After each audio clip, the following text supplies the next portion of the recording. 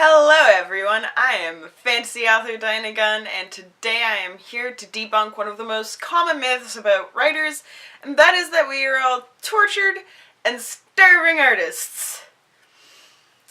So, let's get this out of the way. This probably seems like kind of an ironic video for me to be doing because I spent a lot of time on this channel talking about how I am struggling and how I do suffer from depression, and it's no real secret that I am also pretty broke.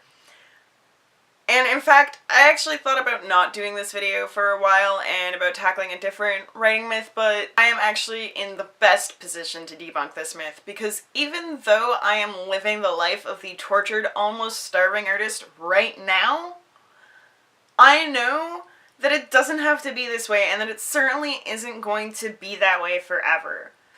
The writers whose lives we tend to talk about are the ones with the tragic stories. We're entranced by the stories of the Edgar Allan Poes and the Virginia Woolfs, and we give them so much screen time, and they have been romanticized so much across so many different forms of fiction that a lot of people now believe that all writers are that way, that we all have tragic, miserable lives. For a long time, I believed in the myth of the tortured writer. I really did think that my creativity came from my pain, and as long as I believed that, it kept me from moving forward. It stopped me from helping myself, or certainly from seeking professional help.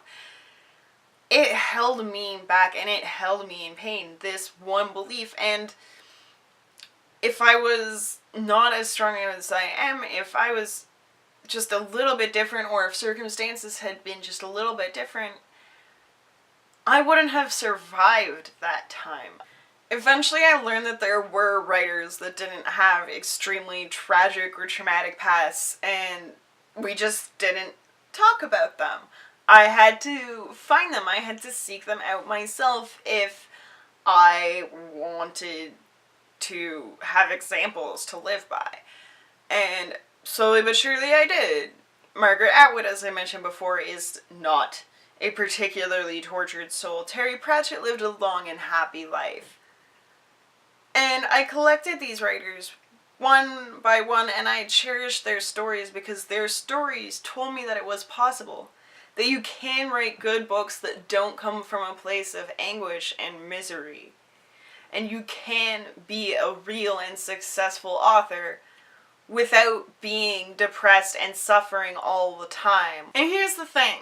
All of the other myths that we're going to be debunking over the next few weeks, and the myth that we debunked last week, all of those things, yeah, they'll have an impact on your writing career, and it might take a lot longer for you to complete a book if you've internalized those myths. But internalizing the myth of the tortured artist or writer is actually dangerous. It can actually kill you, because once you internalize that myth, if you're struggling with depression and suicidal thoughts, you go, well, I need this. This pain is essential. If I don't have this depression, then I'm not going to be able to create anymore. And that's a really scary thing. The idea of never being able to create again is the most terrifying thing I can think of. In fact, healing a lot of the time is actually going to make you a better writer. I certainly know that the book that I'm planning to publish this fall, Moonshadow's Guardian, you're gonna hear more about that in a couple of days.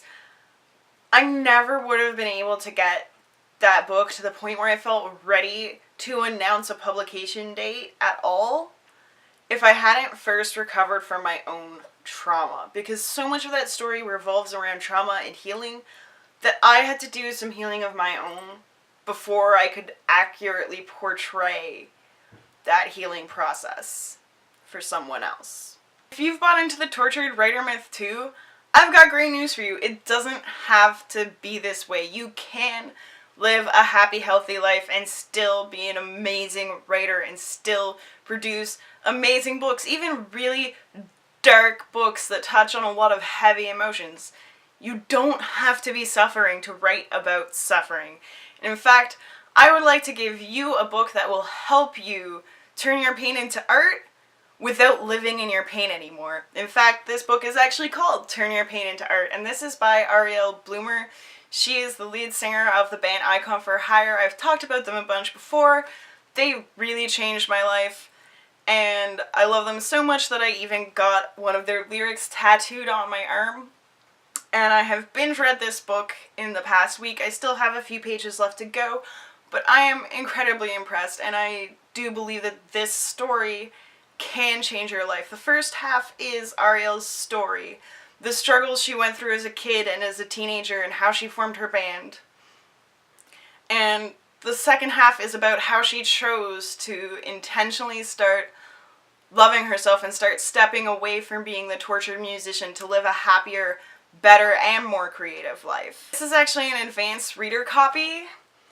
I'm very honored. I have been given the opportunity to give this book away by the Icon Army team. They had a limited number of advanced reading copies, and I cannot tell you how proud I am that my little channel was selected to give one of these babies away, and how excited I am to share this story with you, because I haven't started putting anything into action from this book, but I can already see how it can change lives if you're willing to do the work. So if you would like a copy of this book and you would like to start moving away from the tortured writer stereotype and into a better, happier life, subscribe to this channel and leave a comment saying that this book looks awesome or you want this book, something along those lines, so that I know that you really genuinely do want it. And leave the comment and subscribe by Friday night at 9 p.m. EST. And on Monday I will announce one very lucky winner to get this book delivered straight to their very own home.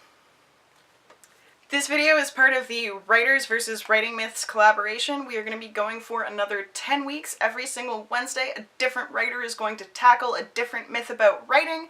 We've got some really big and exciting ones coming up, like you have to write every day, and the infamous Write What You Know. So do check out the Writing Myths playlist on my YouTube channel. That will be updated with each new video as it comes out. And you can also find a list of all the authors participating in this collaboration in the video description below, so you can subscribe to all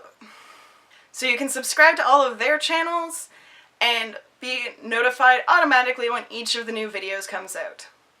Thank you so much for watching. I am fantasy author Dianna Gunn, and I will see you next Monday.